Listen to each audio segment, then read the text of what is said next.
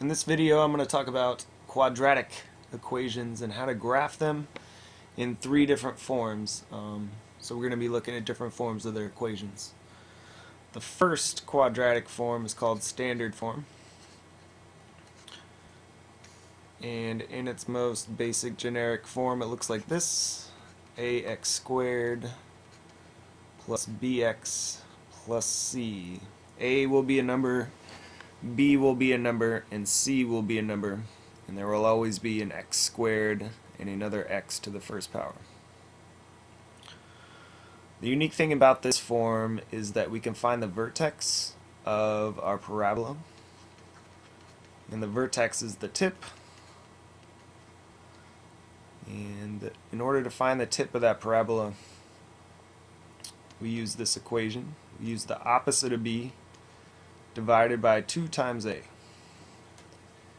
and that gives us the x coordinate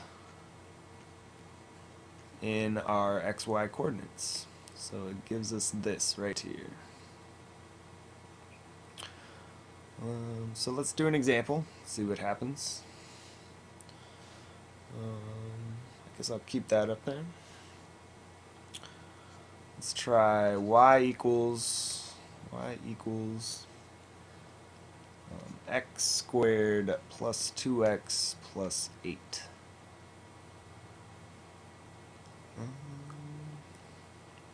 So what is b? B is the number in front of x, so it's 2. But we want the opposite of positive 2, we'll say negative 2. And then what's a? What's the number in front of x squared? It's just implied here, it's 1, so it's 2 times a, or 2 times 1. So the x coordinate is negative 2 over 2, or negative 2 divided by 2, which gives us negative 1. So there's the x in our xy coordinate. We still need the y though. In order to get the y, well, this equation tells us what y equals if we know x. It says that y equals x squared plus 2x plus 8. So let's plug in our new x. So negative 1 squared plus 2 times negative 1 plus 8. So we're just taking that equation right there and substituting what we found x to be. Alright, well, negative 1 squared is positive 1. 2 times negative 1 is negative 2. And we still got our positive 8. So y equals what? Y equals 1 minus 2, which is negative 1, plus 8, which is negative 7. 1 minus 2 is negative 1 plus 8, that's positive 7.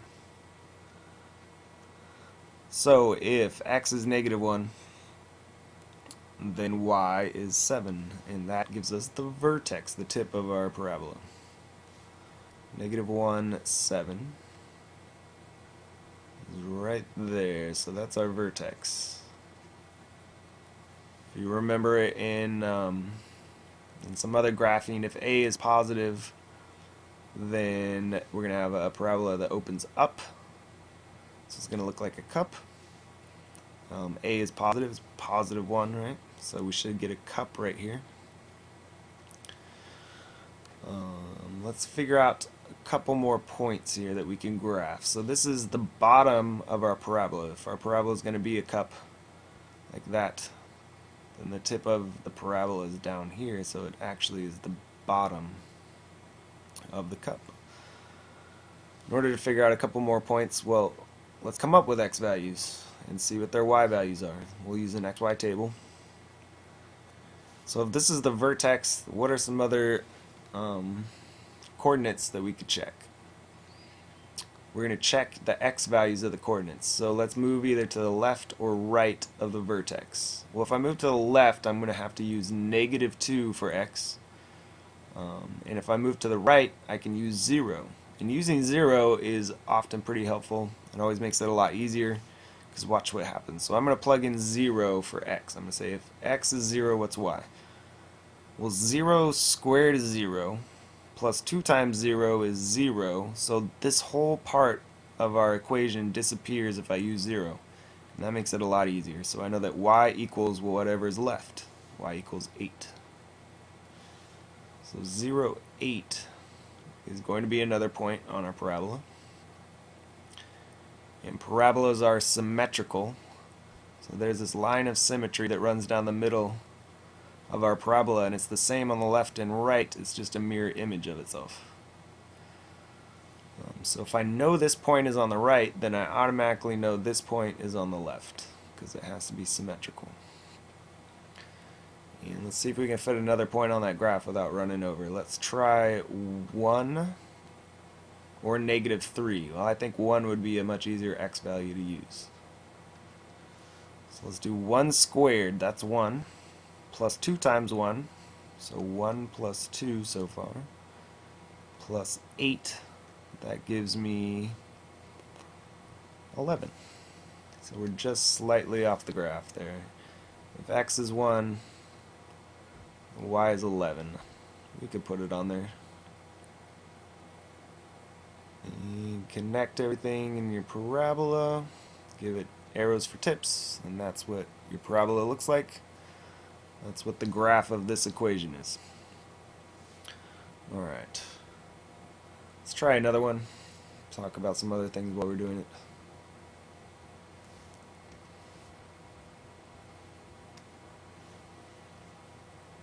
Let's do y equals -1/3 x squared. Give us a challenge here. Minus 2x minus 3. Okay. So to find the vertex, I do -b, opposite of b over 2a. So what's b? b is -2 now. So what's the opposite of -2? We gotta say it's +2. And what's a? Because I'm going to do 2 times a. So 2 times -1/3.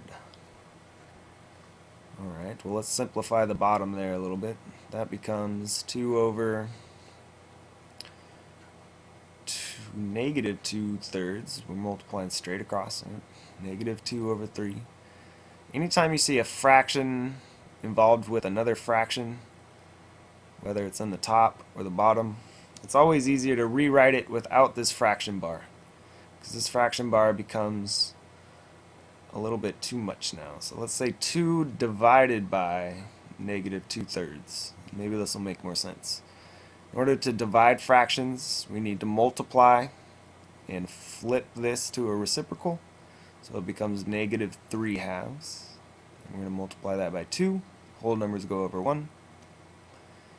Well, these 2's, if we cross reduce, if I divide top and bottom by 2, then I get 1 there, and I get 1 there, and that makes my multiplication a little bit easier. So 1 times -3 is just -3. -3 over 1 is -3. Remember, that was the x-coordinate of my vertex. So let's get our coordinate going here. -3 is going to be my x value. It's my vertex. So let's figure out what the y is. Remember, plug x into here to get your y. So let's do that work down here. Y equals -1/3 times -3, and we're going to square that, minus 2 times -3 minus 3. So I just took that and I substituted my x value. I'm going to get my y. -3 squared, we got to do that first, so that's +9. And we're going to ask ourselves, what's 1/3 of 9, and get the opposite of that. Or just multiply straight across. So -9 over 3, which turns into -3, right?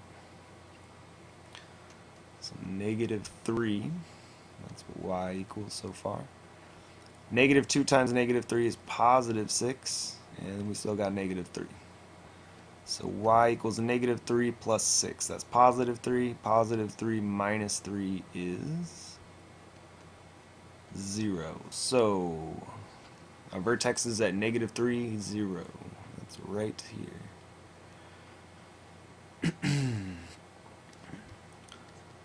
Again, look at what a is. Is it positive or negative?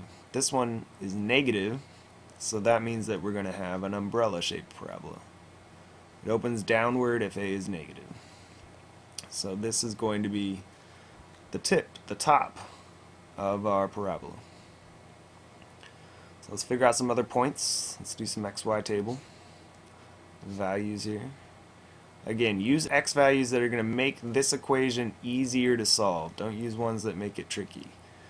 So let's think about that. If I use -2 and I square it, that gives me 4, and I'd have to multiply that by -1/3, and I would get -4/3, and then it becomes tricky after that. So let's do something that when we square it, it's easily divisible by 3. That way we get rid of our fraction here. So if I do, let's see, -4, that's not going to do it. -2, -1, 0 again. Remember, 0 is always an easy option. Let's do that one, because that cancels that, and we get -3. So 0, -3 is right there. Again, it doesn't matter how far away your point is from the vertex, as long as you get a couple more points in there to get the shape of the parabola going.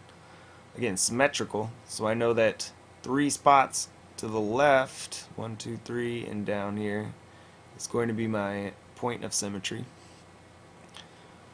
And let's keep going here. If I use 3 over here, that's going to make this easily solvable. Let's use 3. 3 squared is 9, and we need to take 1/3 of that. So again, we get -3, right? Substituting 3 in here. -3. Multiply this by 3, we get -6 this time. And subtract 3 still. So that gives us -3 minus 6, -9 minus 3 gives me -12. So -12. So at 3, here's 10, 11, somewhere right here. And over here, the same distance. There's our parabola. It's close enough. Alright. A couple of things to think about. One thing is domain and range. The domain, remember, are x values that are represented by this graph. So if we basically cover this span of x values, that covers the outskirts of the width of this graph, right? So the domain is basically somewhere over here, -10, we'll say. -10 to 4 is what's represented in this graph. It would probably continue to grow if we could continue the graph. The range is the opposite, it's the y values. So we're talking about now the height of this graph. So basically all of this distance from 0 to negative, what did we say? We stopped at -12, right? From 0 to -12, that would be the range or the height of this graph. And one more thing.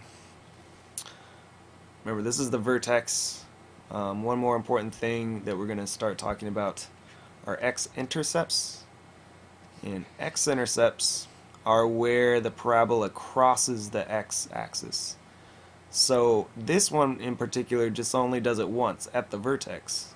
So there's only one x-intercept, and it happens to be at -3, 0. Those are the coordinates. And really what we're talking about there is we're talking about the value of x. If we solve this equation for x, and that's what we're going to get into next, is solving for x, then we get this value, -3. We'll figure out ways to do that in our next video. So again, but if you think about how a parabola could cross it a couple of times, right? So there would be 2 x-intercepts. So these are the types of things we're going to be talking about in our next video.